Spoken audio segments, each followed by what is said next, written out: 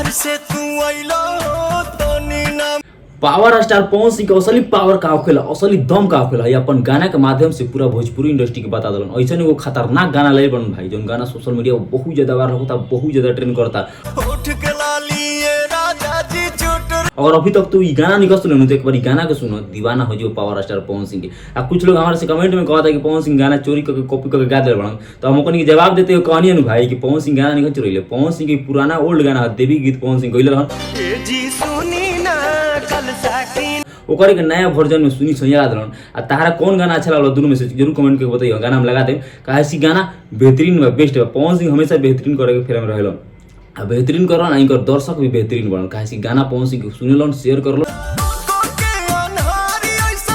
गाना के लिखल आशुतोष तिवारी, म्यूजिक दिले प्रियांशु सिंह भाई। आशुतोष तिवारी के कलम में जादू बा। प्रियांशु सिंह ऐसा ऐसा म्यूजिक कंपोज करके पवन सिंह के देते रहन कि भाई सोशल मीडिया पर गाना छा जाता। इंस्टाग्राम हो चाहे फेसबुक हो चाहे यूट्यूब हो, पवन सिंह के बाजाता। पवन सिंह के सामने कोई भी ना टिक सकला। पवन सिंह के पावर के सामने सब फेल बा, सब फुस बा। हम बरियारे नहीं बतियावत, काहे कि पवन सिंह के आवाज में सरस्वती जी बास करेली, इनकरा से कोई भी पंगा ना ले सकला। पवन सिंह भोजपुरी इंडस्ट्री में शहंशाह के नाम दिया गइल बा, किंग कहल गइल बा, पावर कहल गइल बा भाई। पवन सिंह का सही क्यों कहता है, पवन सिंह बिहार के हर एक दिल में बसत हुई।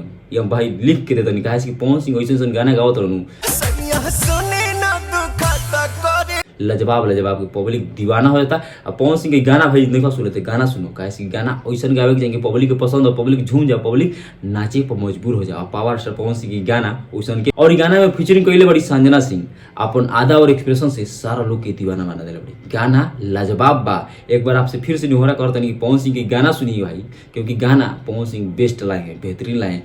भोजपुरी इंडस्ट्री में पवन सिंह जैसा कोई गा ना सकेला, लेकिन पवन सिंह जैसा कोई एक्टिंग भी ना कर। पवन सिंह ई गाना में गजब डांस करत रहन भाई। पवन सिंह के डांस स्टेप देख के पूरा युवा दीवाना हो गइल। काहे बहुत लोग कहत रहे कि पवन सिंह के डांस ना करे वाला, पवन सिंह हई ना करे वाला, पवन सिंह हऊ ना करे वाला, पवन सिंह खाली गावे वाला। तो अपन आंख फाड़ के पवन सिंह के वीडियोवा देख का करत रहन भाई। लाजवाब डांस कइले बन पवन सिंह।